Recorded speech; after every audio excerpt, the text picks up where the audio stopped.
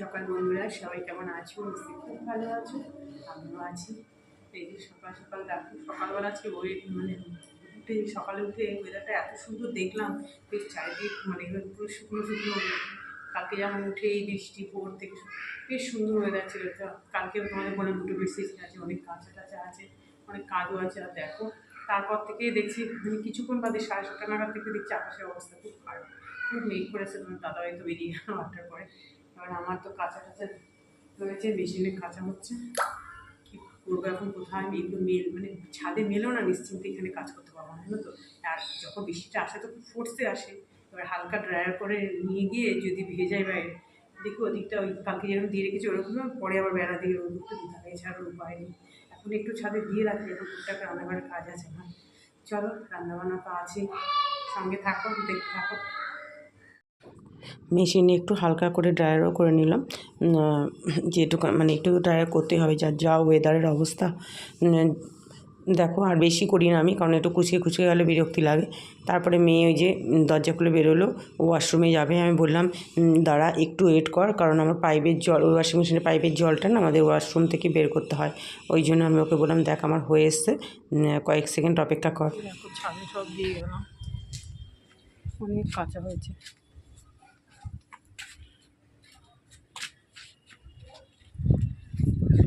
হাওয়া দিচ্ছে আর মেঘলা করে এসছে, এখানে দুখানা বেশি হয়েছে। চলো চলে যাই, গিয়ে এবার কাজ করি। বারান্দা পুরো কতগুলো নাইটি হাট ঠাট এগুলো সব মেরে দিয়ে গেছি, কিন্তু মনে হচ্ছে সব ছাদ থেকে তুলতে হবে, অন্ধকার করে এসছে।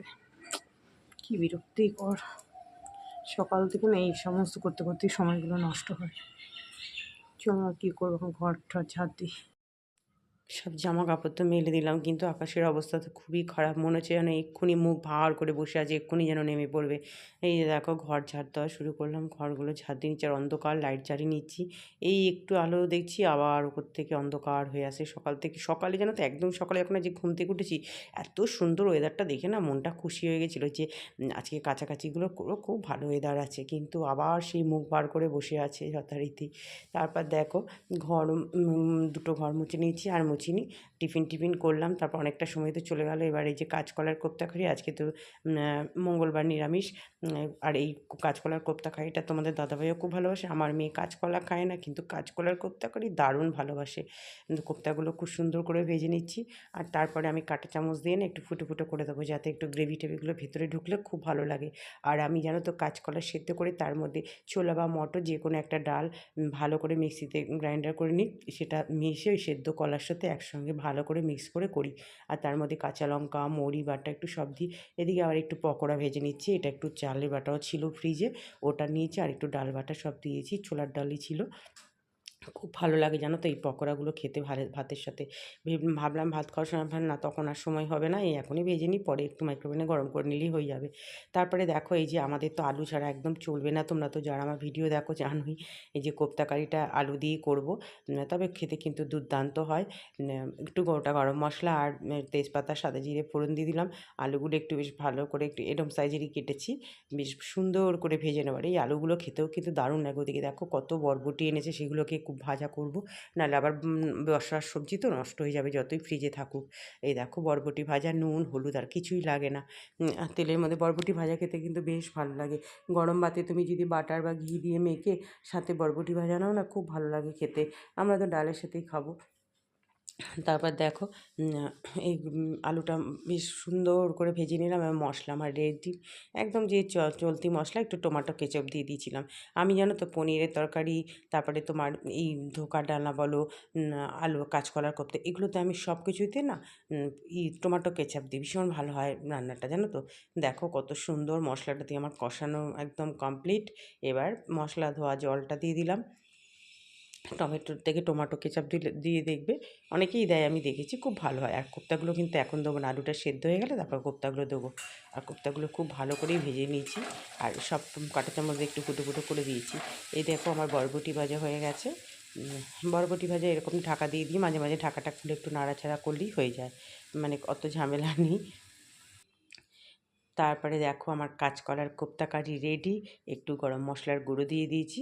আর এই রকম থিকনেসটা রাখবো, তাতেই দেখবে তোমরা খাওয়ার সময় বন্ধুরা কতটা মানে কোপ্তাগুলো সব টেনে নেয়, পুরো গ্রেভিটাই টেনে নেয়, জানো তো। ওই জন্য একটু এরকম গ্রেভি না রাখলে একদমই হবে না। খুব ভালো হয়েছিল কোপ্তাটা। তারপরে ডালটা আগেই সেদ্ধ করে, যখন আমি ওই ছাদে গিয়েছিলাম তখন ডাল সেদ্ধটা বসিয়ে গিয়েছিলাম। মানে এইভাবেই তো করি, না তো সময় নষ্ট করা যাবে না। এই দেখো ধনেপাতা দিয়ে দিলাম। এটা কিন্তু কাঁচা মুগ ডাল, কি ধোয়া উঠছে দেখো। এবার দেখো রান্নাবান্না তো সব হয়ে গেল, এবার বাসন দুটো কড়া ঠড়া পেয়েছি। আর আজকে না কড়াটা মাজতে আমার খুব কষ্ট হবে, কোপ্তাগুলো ভাজা হয়েছে তো, তারপর বড়া আবার পকোড়াও ভাজলাম একটু। সব ভাজতে ভাজতে জানো তো কড়াটা, এই কড়াটা মানে এই কড়াটার থেকেও বড় কড়াটা যেন, এই বড়টাই মানে মাজি। এত কষ্ট হচ্ছে যে কড়া মাজতে, আমার হাত ব্যথা হয়ে গেছে। আর কড়াতে জানো তো একবার যদি দাগ বসে যায় না, তাহলে আর উঠতে চায় না। ওই জন্যই কষ্ট করে হলেও মেজে নিচ্ছি। আর আমার কড়া ঠড়া খুব একটা নোংরা থাকে না, তোমরা দেখেছো। যতটা পারি করার চেষ্টা করি, তবেই নতুন স্কচ ব্রাইটটা নামিয়েছি বলে রক্ষে। ওই জন্য মানে তাড়াতাড়ি হয়ে গেল, মানে উঠে গেল সঙ্গে সঙ্গে। আর আমার স্পঞ্জ লাগানো থাকে তো অতটা হাতে লাগে না। আর এমনি না স্কচ ব্রাইটগুলো দিয়ে মাজলে হাত একদম পুরো কী বলবো আর। আর এই লিকুইডের সঙ্গে স্কচ ব্রাইটগুলো দিয়ে মাজতে খুব সুবিধা। আর যে সকল বন্ধুরা এতক্ষণ ধৈর্য ধরে আমার ভিডিও দেখছে, তোমাদের সবাইকে জানাচ্ছি অনেক অনেক ভালোবাসা। নতুন যারা বন্ধু আছো তারা প্লিজ একটু সাবস্ক্রাইব করে দিও চ্যানেলটা।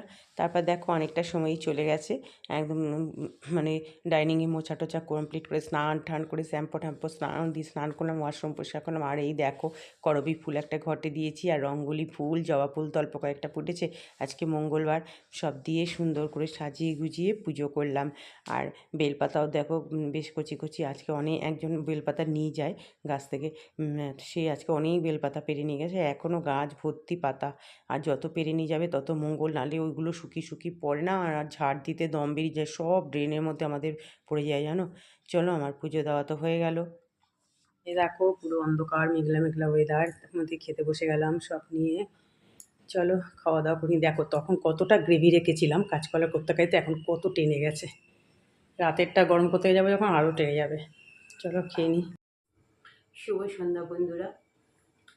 সন্ধ্যে টন্ধে দিলাম, দিয়ে এই যে ছাদে আজকে আর হাঁটা হয়নি। আর মানে কী বলতো, এখন তো অনেকটা দেরিতেই তো সন্ধে হয়, আর ইচ্ছা করছে না। আজ অনেক খাটাখাটনি এমনিতেই হয়েছে। ওয়াশরুম টুম পরিষ্কার করতে হয়েছে, শ্যাম্পু ট্যাম্পু করতে হচ্ছে, অনেক কাজই হয়েছে। এই যে এখন একটু লিকার চা, আজকে দুধ চা করিনি, লিকার চাই। আজকে কিন্তু সারাদিনে কিন্তু বৃষ্টি হয়নি, কিন্তু সকালবেলা এত ভালো হয়ে যাচ্ছিলো, ঘুমতে ঘুরে দেখেছি। তারপরে মেঘলা আকাশ, মানে ছাদে জামা কাপড় দেবো কি, মানে আমার ঘর মুছতে কত দেরি হয়ে গেল এই কারণে, যে না আগে একটু দেখি কীরকমই মেয়ে স্নান করতে ঢুকেছে, ওকে একবার আগে তুই ওপরে গিয়ে তুলে তারপর আমি ঘরটার মুছবো। মানে পাহারা দিচ্ছি, শুধু কাজ করবো কি, খালি বারবার দেখছি আকাশটা, মেয়ে তো ঘুমোট মেরেছিল। যাক সারাদিন এইভাবেই গেল, তবে ওয়েদারটা ওই ভ্যাপসা নেই, গরমটা নেই, একটু ভালোই বেশ ওয়েদার, পাখা চালাটা বেশ ভালোই লাগছে। আমি তাই বলছি যে যা বৃষ্টি হয়নি, সব শুকিয়ে ঠুকিয়ে গেছে, রোগকে আমার। এখন একটু চা বিস্কুট খাবো, আর সন্ধ্যের টিফিন এখন কিছু মনে হচ্ছে করতে হবে। এটাই খালি রান্না করে না আর ভালো লাগে না গো বন্ধুরা, সবসময় ভালো লাগে না। কালকে আমার মেয়ের এক্সাম আছে, ওটা একটা চিন্তা।